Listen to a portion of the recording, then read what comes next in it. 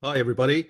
I'm going to share some lessons learned from field operations in the Arctic and Antarctica over several decades, both from the general experience of the science community in the polar regions, but also from my personal perspective. I've operated out of large bases like McMurdo, medium-sized bases like the French base, Dumont d'Urville, small bases, and even temporary summer camps like Ansmet field camps collecting meteorites. And also, of course, with my teammates, we've established a field base up in the Arctic on Devon Island and have been operating out of it for the past 25 years. So next slide. Here are some things that I thought would be important to convey. One is that a permanent base is really critical for exploration and science. We should set up an Artemis base camp as soon as possible, not delay that. Second, a base should be fixed. You want mobility to be provided by a versatile fleet of vehicles, but the base itself should be fixed. There's a wide range of science activities that you would do at a base that would require you to have a fixed base to support.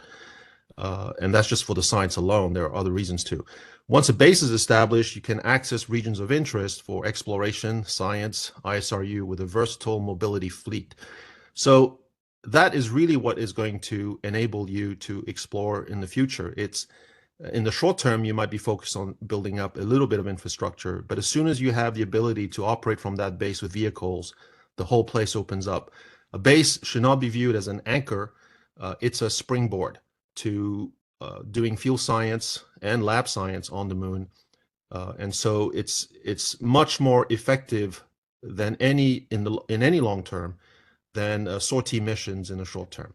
A base should be set up in a place that's safe, direct to Earth visible, accessible anytime, easy to operate in. 1 minute. And so therefore, I would recommend that the Artemis base camp be set up outside the South Polar region, but allow vehicular access to the South Polar regions from it. So this goes back to what John was saying earlier. And I'll jump to a few other important points, I think. We should have crew focus on building base and have CLIPS robots return samples from all these places we want to visit, or at least recon first, rather than sending crew to high-risk locations without a base to support them. And a base will grow over time. It should be modular, evolvable. We need nuclear, not solar farms. And to Jim Head's point, traverse ethics. We should establish trails, leave untrodden ground pristine. We should go with the beaten path approach. And then there are a few other things that you can catch up on the abstract. Thank you.